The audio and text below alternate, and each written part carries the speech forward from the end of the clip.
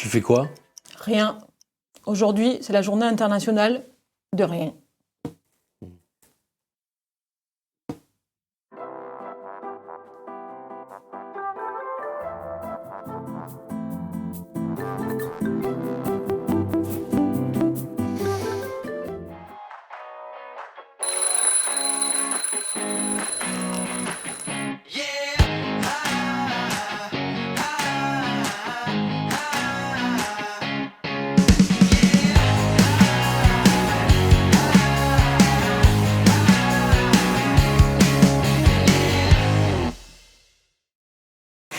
Jesus Coffee, bon matin. Salut Nico, ça va? Salut Cathy, oui ça va, impeccable, c'est impeccable. Bon, très voilà. bonne matinée. Alors on est encore dans un livre. Et c'est ça, ce matin encore un prophète, Voilà. qui se suivent tous, donc c'est le livre de Michée. Qu'est-ce que tu nous as démiché ce matin? C'est pour Coco, spécial jeu. Voilà, on l'a fait. On l'a fait. Enfin, Cathy l'a fait, je l'assume pas. Mais voilà, on l'a fait. Alors, le livre de Michée. Ouais, un prophète. Prophète de l'Ancien Testament, ouais, non, c'est un livre, c'est un livre prophétique, les gars. Voilà, en fait, on travaillait ce matin et on s'est dit, bon, c'est encore un livre prophétique. C'est ça. C'est vrai qu'on revient, parce que Michel, en plus, il a été avec d'autres et tout, donc on a déjà parlé de plein de choses, de la repentance, tout ça et tout. Mais quand même, dans les livres, on arrive toujours à trouver des petites perles. Qu'est-ce que ça vient nous dire aujourd'hui? Exactement. Donc, Michel, qu'est-ce qu'il vient nous dire aujourd'hui? Eh ben, c'est vraiment un livre où on se dit encore un prophète. Enfin, pour ma part, tous les azimuts comme ça, c'est encore un prophète. On le lit et on dit, encore, je te reproche ça, puis repens-toi, puis je te pardonne. Et c'est super. Et il y a quand même des versets où on accroche plus que d'autres. Enfin, je sais pas, pour moi en tout cas, il y a des passages où on accroche plus que d'autres. Et je pense que toi aussi. Oui, tout à fait. Moi, alors déjà, on va commencer. Moi, il y a un verset qui se trouve au chapitre 4, et c'est le verset 5. Et pour moi, ça nous parle de l'éternité, de l'espérance. En fait, ce qui est bien dans les livres, c'est qu'il y a quelque chose qui est récurrent, donc voilà. Mais il y a toujours quand même des petites perles. Et là, moi, ce verset, quand je l'ai lu, j'ai dit, waouh, c'est vrai que ça nous parle quand même de l'éternité. Et je vais vous le lire, le verset, c'est « Tandis que tous les peuples marchent chacun au nom de son Dieu ». Et là, on voit bien que c'est à l'heure actuelle, chacun marche un peu, son Dieu, ça peut être l'argent, ça peut être la politique, ça peut être le sport, selon chacun ses envies. Ça nous dit, je l'ai perdu. Nous marcherons-nous au nom de l'Éternel. Voilà, nous marcherons-nous au nom de l'Éternel, notre Dieu, à toujours et à perpétuité. Et là, ça nous dit que, en fait, le monde tel qu'il est aujourd'hui, et en plus, c'est un peu avec les conflits, tout ça et tout, on peut être un peu apeuré, on peut se demander. On sait qu'on est appelé pour un mieux, pour quelque chose qui vient après. Ça vient de nous parler de l'éternité, et c'est quand même plein d'espoir. Ah, c'est clair que c'est vraiment ce verset-là, c'est vraiment un message d'espoir. Dieu est victorieux. On va marcher avec lui à perpétuité. C'est-à-dire que moi, des fois, la notion de temps, j'ai du mal avec la notion de temps. En fait, perpétuité, c'est tellement gigantesque. On se rend compte que la puissance de Dieu, la grandeur de Dieu dans ce verset, c'est juste à toujours et à perpétuité. La notion de temps de ce verset, moi, me bouleverse dans le sens où c'est on entend plein de choses, comme tu disais, on a plein de soucis, la crise mondiale, tout ça, mais ce verset-là, il est rassurant. C'est Dieu est là, ne t'inquiète pas, il est de toute éternité et tu marcheras dans cette toute éternité avec lui. C'est ça. Donc moi, je trouve que c'est quand même un message d'espoir. Un message d'espoir. On a un autre verset qui est bien aussi et qui nous dit un peu qu'est-ce qu'on doit faire là. Au chapitre 6, au verset 8, on t'a fait connaître, homme, ce qui est bien. Et ce que l'Éternel demande de toi, c'est que tu mettes en pratique le droit, que tu aimes la bonté, que tu marches humblement avec ton Dieu. Ouais, moi, c'est ce passage-là, en fait, du livre de Michée qui m'a le plus parlé. Dans le sens où juste avant on voit que Dieu fait des reproches et puis on voit aussi que les personnes disent mais alors qu'est-ce qu'on doit faire? On doit faire des sacrifices, plus de sacrifices, plus d'huile. Est-ce que je dois sacrifier mon premier-né? Et c'est là que Dieu dit mais voilà ce que je te demande de faire, pratique. Et ça me fait penser à nous, chrétiens modernes. C'est-à-dire que souvent on s'arrête et les sacrifices, l'huile, tout ça, c'est très bien. Ça Jésus l'a accompli. Ça, c'est pas ton affaire. Moi, ce que je te demande, ça, Jésus va le faire pour nous. Hein. Jésus l'a fait. Ce que Dieu nous demande, c'est de marcher comme Jésus, en fait, dans pratiquer la justice, que tu aimes la miséricorde. C'est-à-dire, pense à ton prochain. On parlait hier de la journée des actions sociales. Enfin, aime la miséricorde, c'est ça, c'est aimer son prochain. Marche humblement avec ton Dieu, c'est-à-dire, sois dépendant de ton Dieu. Pour moi, tout ce verset-là nous parle à nous. C'est le côté pratique de ce verset. Dans les temps qu'on vit, là, c'est juste énorme. Ça nous parle de Jésus, carrément. C'est-à-dire, avec les sacrifices, Jésus, sacrifice perpétuel, qui est super important. Sans le sacrifice, il n'y a pas de salut.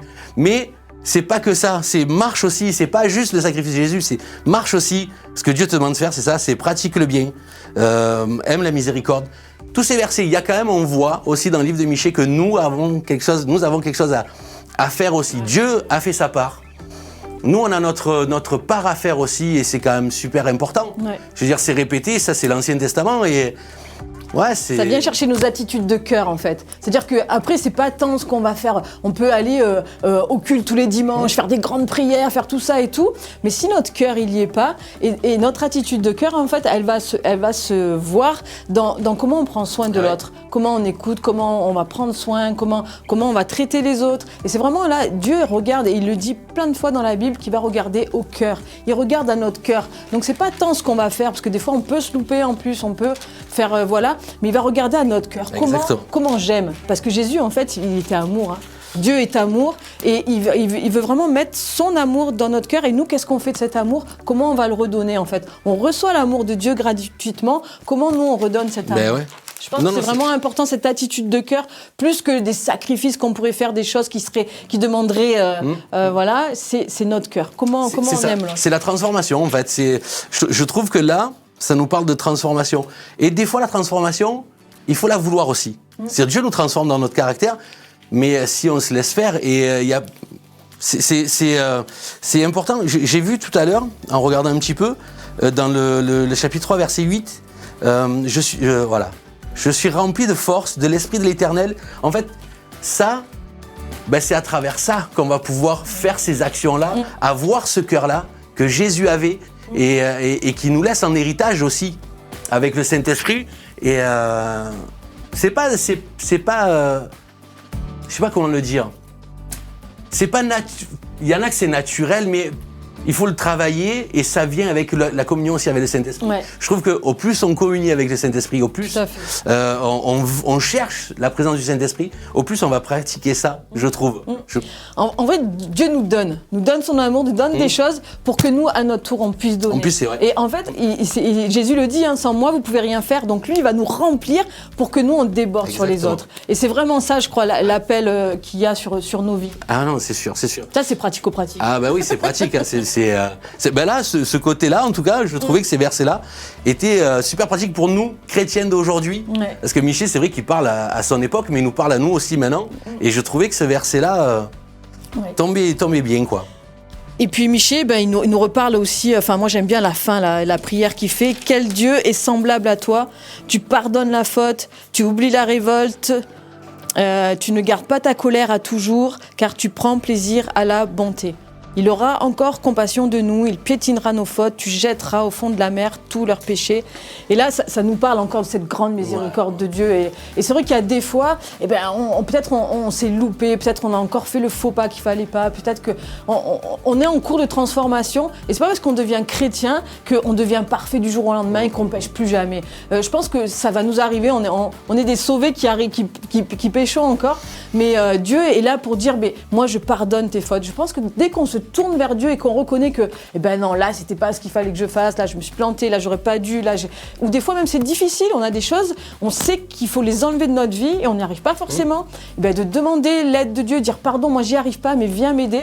Et je pense que vraiment là on voit aussi dans Michée quel Dieu de compassion, de bonté, de miséricorde il veut vraiment nous sortir de ce qui nous fait du mal, de ce qui est pas bon pour nous, en fait. C'est pas parce qu'il veut pas qu'on fasse ci ou qu'on fasse pas ça, mais c'est parce qu'il sait que c'est pas bon pour nous, et il veut nous emmener vraiment dans un meilleur. Et c'est vraiment là aussi toute la bonté de Dieu pour nous. C'est clair qu'on voit dans ces versets toute la passion que Dieu a pour nous, toute sa grâce qu'il a, comme un père avec ses enfants. C'est-à-dire que les enfants, ça fait toujours des bêtises. Oui. Même quand ils veulent pas, ils font des bêtises. C'est vrai. Mais on les aime quand même et on est toujours prompt à les pardonner aussi.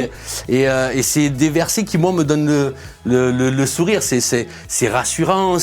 Et puis, comme tu disais, on est tous pécheurs sauvés par la grâce. Ouais. C'est juste la grâce de Dieu qui nous sauve. C'est pas nous.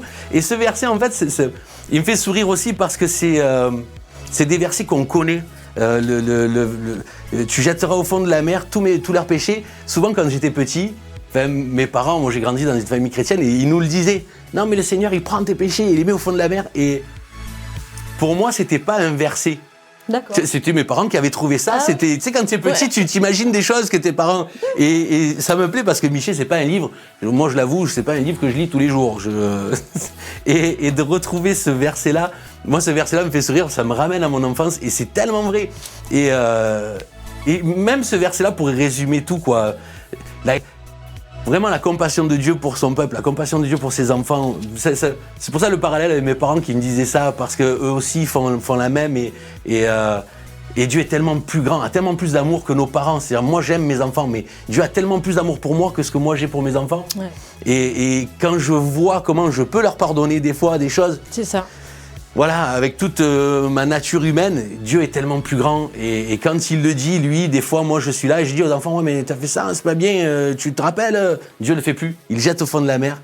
Et moi, ça, avoir un Dieu comme ça, être aimé par un Dieu comme ça, moi, ça prouve vraiment la puissance de son amour, en fait. C'est clair. Pour nous. Des fois, on la réalise pas bien, mais Dieu nous aime et Dieu t'aime vraiment. Tellement et voilà, et il te pardonne et il veut te conduire vers beaucoup mieux.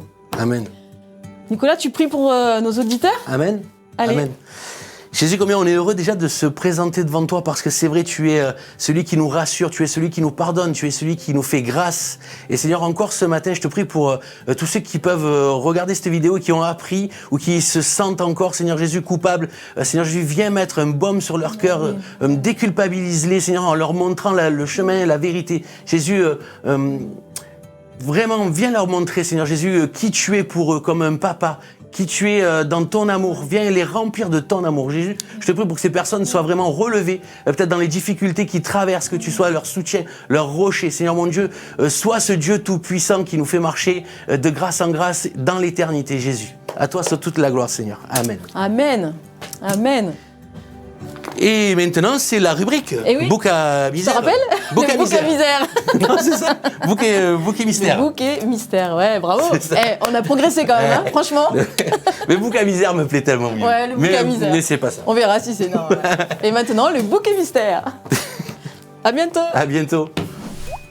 Eh ben voilà, on y est. Et oui, on y est. Le bouquet mystère. Le bouquet mystère. Donc on est sur notre petite rubrique du moment. Alors j'en ai choisi un qu'on a lu avec mon mari. Et en fait c'est Attention, faux prophète et super apôtre de Claude Payan. Alors en fait Claude Payan, ils ont un ministère itinérant avec son épouse et il a fait plein de petits livres comme ça. Et celui-là est particulièrement intéressant. Pourquoi je l'ai calé avec Miché? Parce que Miché, il en parle quand même pas mal, hein, des faux prophètes, etc., etc. Comment insidieusement un faux prophète ne n'est pas faux prophète. Je pense qu'il peut le devenir, peut être à un moment donné influencé par notre esprit que celui de Dieu. Et du coup, comme c'est quand même... La frontière est quand même fine. Le Saint-Esprit, voilà, il est là pour révéler et aussi d'avoir un discernement aiguisé. Et je trouvais que ce livre était pas mal. Qu'est-ce que t'en penses, toi? Oui, il est super. En plus, ce qu'il faut reconnaître aussi à Claude, c'est que c'est quelqu'un qui rend les choses simples, les choses difficiles. Voilà. La vengeance, c'est très mauvais. La vengeance, on en reparlera un de ces quatre. On demandera à Claude qu'il nous fasse un petit livre flèche. Donc, ce que je disais, c'est que je suis un très grand lecteur, féru de lecture. Ceux qui me connaissent savent que je lis énormément. Et ces petites flèches, ces petits livres-là, c'est pour ça que je vous les conseille pour ceux qui aiment beaucoup lire. Ils vont droit au but. Oui. Non, c'est Non, super- c'est vrai, ça se lit super en même pas une important. demi-heure. Hein. Honnêtement, Et, vous le lisez très rapidement. C'est voilà, écrit voilà. gros, en Une 14. une grosse Il y a demi-heure 30, quand même. il y a 40 Mais- pages. Non, mais ça va à l'essentiel. Il y a bien sûr beaucoup d'autres choses. On pourrait dire encore beaucoup de choses sur les faux prophètes. Mais ce petit livre qu'on présente là, c'est vraiment un condensé qui va ouvrir à essayer de chercher peut-être encore plus et de savoir, entre guillemets, reconnaître. Mais c'est sûr que Le vrai du faux. le vrai du faux. Après, confiez-vous au Saint-Esprit, il y aura certainement plus de résultats. Mais c'est des super petits bouquins Oui, c'est des... qui sont abordables pour ceux qui... Oui, ils font 5 € en plus, donc... et puis abordables, donc ils sont compréhensibles. compréhensible. Tout à fait. Voilà, donc merci en tout cas Claude et Julia parce que vous nous bénissez par votre ministère et encore aujourd'hui. Et puis source de vie. De Charlie. Exactement. Soyez bénis. Ah. Mais c'est toi, c'est pas possible. Oh, et tu sais que ça brûle en fait, C'est vrai. sur la peau sensible là. Et non mais en plus il arrose. C'est Moi j'ai juste... J'ai arrosé 3 fois. C'est vrai, j'ai juste fait comme ça. Oui, je sais. Et là, je sentais, je disais, non, il va s'arrêter là.